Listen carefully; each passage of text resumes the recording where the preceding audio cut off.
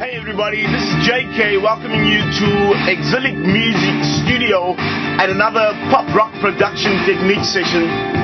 What I'm going to do in this session is I'm simply going to walk you through the creation of the acoustic guitar sort of loop that I use in the chorus. And I've been hinting at this acoustic guitar section for a while now in previous videos. Here it is.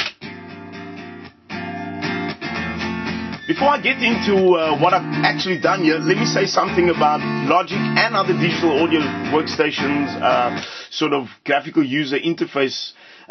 There's a very simple way for identifying or distinguishing at first glance between an audio track and a MIDI track. An audio track in any digital audio workstation like Logic typically has this audio waveform look. And you can see that even without opening the actual audio editor, you can already see, just by looking at the arrange page, you can see that that's an audio file. If you looked at this, for example, you could see that it was a MIDI file just by looking at this is the kick. Just by looking at those little lines there, they are basically the depiction of MIDI notes. Even without opening it. If I were to open the MIDI editor or the piano roll editor, you'd see the actual identical MIDI notes there. But with this particular file, if I can just drag the loop back so we can get stuck in there.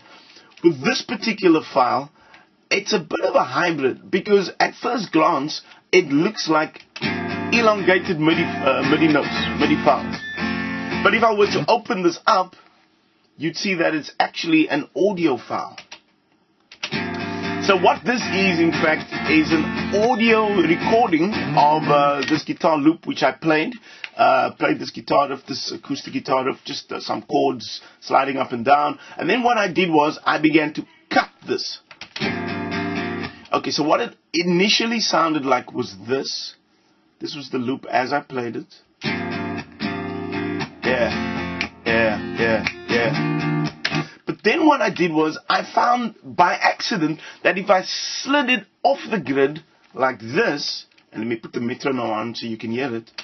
Slid it off the grid, and it sounded so cool, just sliding up and down in all the wrong places.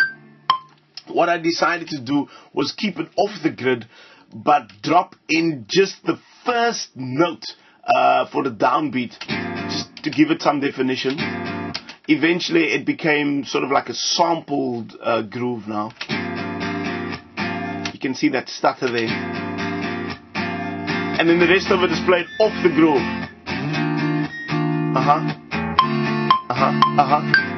Yeah.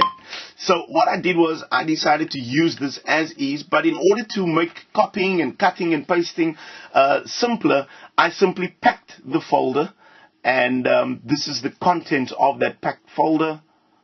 This is what the packed folder looks like. Packing folders are so simple in Logic. It's simply just Shift, Apple and F, and the folder's packed.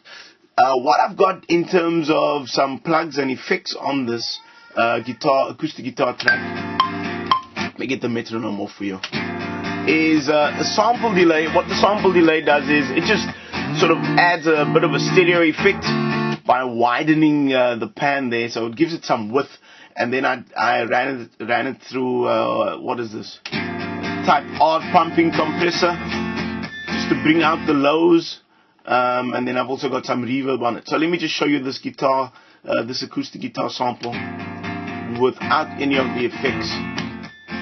There's the width. Here's the compressor. You can feel it just pulls up some of those lower sounds and limits the dynamic range.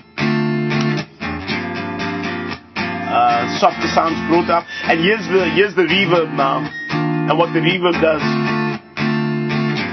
you simply just give it some depth. So that's that acoustic guitar. Finally, you can see what it's all about. And this is what it sounds like in the mix.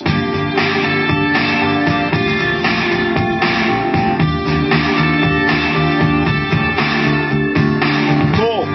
ExilicMusic.co.za. I'm JK.